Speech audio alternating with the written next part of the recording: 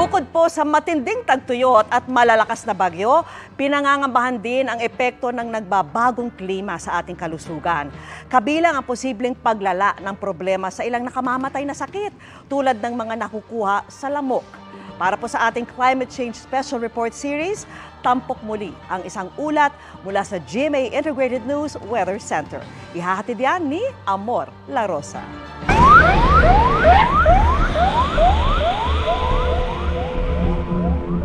Paano ko ang mga dati ng banta sa kalusugan? May COVID pa nga, dagdag problema rin ang dengue. Namatay dahil sa dengue. Mataas na ang mga kaso ng dengue. Dengue. Palalain pang lalo na nagbabagong klima o climate change.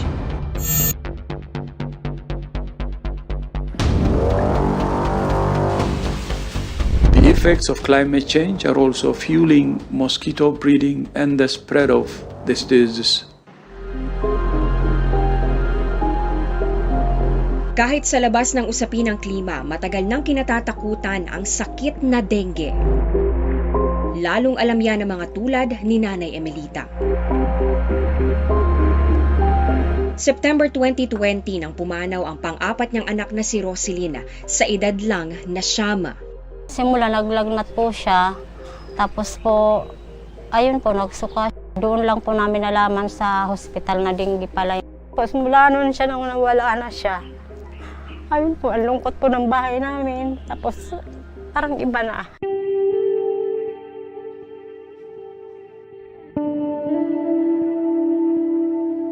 Nitong June 26, sumunod ang apo niyang si Sofia na 4 na taong gulang. Nagsabi na ng doktor na huwag kayong mabibigla kasi daw yung lagay niya. 50-50 na daw siya.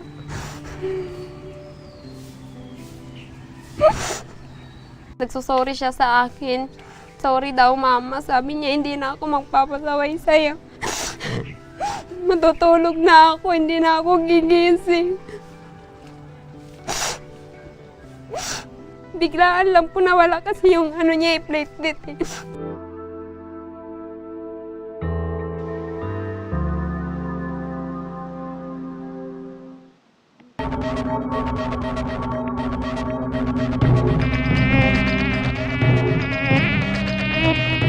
Isa pang sakit mula sa lamok ang Zika na may isang strain na kumalat sa Africa at South America at nakumpirmang nakakaapekto sa ipinagbubuntis ng isang babaeng tinamaan ng virus. Matinding birth defects ang maaaring idulot nito. Dahil nagka-Zika virus, ang ipinapanganak ay may tinatawag na microcephaly, or maliit yung utak o yung ulo ng bata. Kaya noong February 2016, nang ideklara ng WHO na Public Health Emergency of International Concern ang Zika-related microcephaly.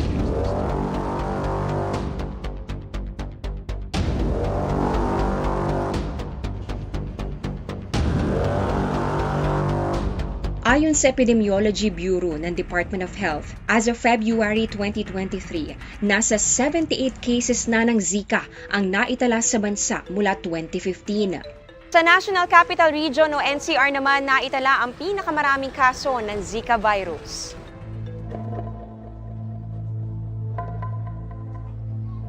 Isa na riyan ang housewife na si Richelle na nagka-Zika noong 2017. Makati siya. Nagkaroon po ako ng rashes, namumula po yung mata ko, tapos nagkalagnat po ako. Hindi siya nagdadalang tao noon, pero kinabahan pa rin, lalo para sa anak. Natakot din po para sa hindi lang sa akin, pa sa din, kasi 4 years old pa lang yung baby ko noon eh. Halos din po, 2 weeks po akong nandito lang talaga sa bahay.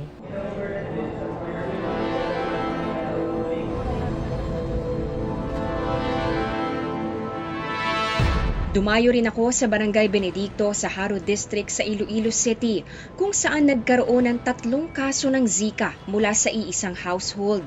Sa probinsya rin naitala ang unang kaso ng Zika sa bansa. Sa Pasay man o sa Iloilo, halos pareho ang naging maagap na solusyon. Kasama na ho dyan yung ating pag-fogging, misting na karaniwan po ito ginagawa na in 2 to 3 cycles. Ang ginawa ng City Health, clean up nila ang area ng bahay para maalis yung mga stagnant water nila.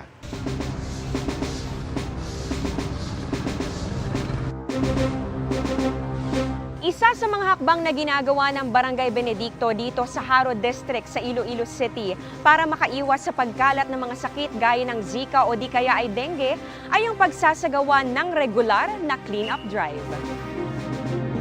Yan din ang paulit-ulit na paalala ng Health Department, panatilihing malinis ang kapaligiran, lalo sa mga lugar na pwedeng pangitlogan ng lamok. Pero paano kung hindi na ito tungkol sa pagiging makalat lang? Ipinaliwanag ng Health Department ang posibleng epekto ng matagal na tag-init. Because of climate change, tumataas ang temperatura, humahaba yung dry spells natin, and indirectly, it leads to more breeding sites. Nitong mga nakaraang panahon, napapadalas ang salita ng ulan at init na mabilis na tumutuyo sa ibinuhos nitong baha na nagiiwan ng naipong tubig kung saan nangingitlog at nabubuhay ang mga lamok. Ito naman yung nagiging dahilan para tumaas yung mga kaso ng ating mga tinatawag na vector or mosquito-borne diseases tulad ng dengue, even Zika. Sa mga maiinit na bansa, dagdag na pangitlugan ng mga lamok ang epekto ng climate change. Pero dahil din sa lalong umiinit na panahon, nadagdagan na rin ang mga lugar kung saan pwedeng mabuhay ang ilang lamok na may dalang sakit. Tulad sa mga dating malalamig na lugar na unti-unting umiinit.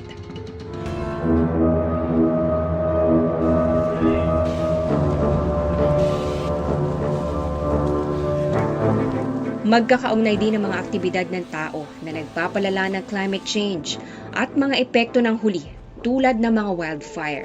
Sa pagkagambala ng tirahan ng mga hayop, posibleng napapalapit sila at kanilang mga sakit sa dating lugar lang ng mga tao.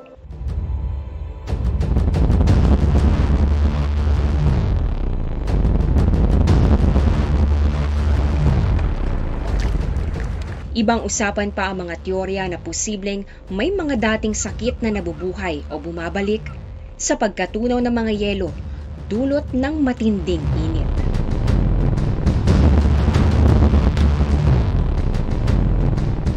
Ang mga epekto ng nagbabagong klima sa ating kalusugan dapat ding mabigyang pansin para maagapan. Dahil sa lalo pang pag-init ng ating mundo, may mga buhay na maaaring manganib o maglaho. Para sa GMA Integrated News, ako si Amor La Rosa, nakatutok 24 oras. Mga kapuso, kasama nyo kami 24 oras. Mag-subscribe sa GMA Integrated News sa YouTube. Sa mga kapuso abroad, bisitahin ang GMA Pinoy TV at www.gmanews.tv.